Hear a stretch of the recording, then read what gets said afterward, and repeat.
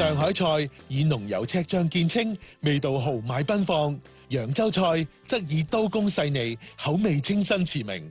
今次我哋帶大家去結合咗上海同揚州菜精髓嘅上海綠楊村酒家，品嚐有20年入廚經驗嘅張永進師傅所炮製嘅高端招牌菜。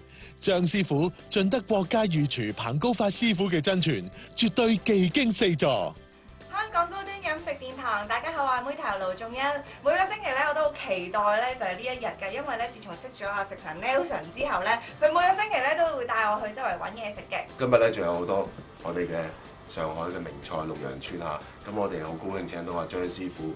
呢一個咧就係文氏豆腐筋嚟嘅，將一塊豆腐咧大概切到差唔多成5000斤嘅豆腐絲咁樣啦，切出嚟嘅啲豆腐絲，好似頭髮咁嘅啫喎。呢個都好考切工嘅喎。係啊，呢個係宮廷婦女花啦，即係過年嘅時候咧比較喜慶少少啦，好似薑花咁樣嚇。冬天食蘿蔔都好嘅，係比較係滋潤少少。中間紅色嗰啲咩嚟㗎？紅椒嚟嘅，其實係應該係冬食蘿蔔，夏天食薑嘅。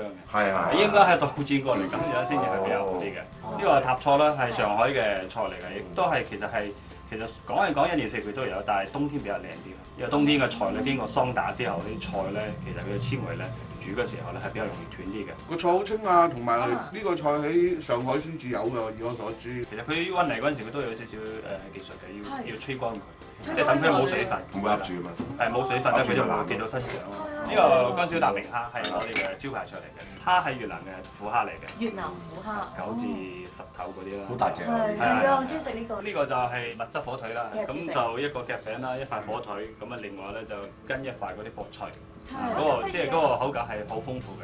佢做咧都比較複雜嘅，都係嗰啲火腿嚟嘅，金華火腿啦，就用冰糖水蒸完之後咧，倒咗啲冰糖水，跟住再放冰糖水再蒸，蒸落去啦。要啊，如果唔係好鹹啊。哦。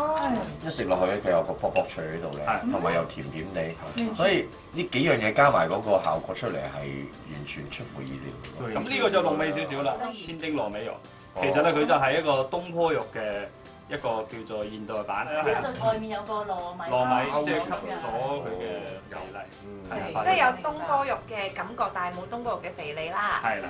今日我哋嚟呢個綠楊村去試到呢個菜啊，多謝阿張師傅，亦都多謝阿唔該晒，新菜啊揾我啊，係啊，見到我。要多謝阿子瑩啦，係多謝 Nelson。係啊。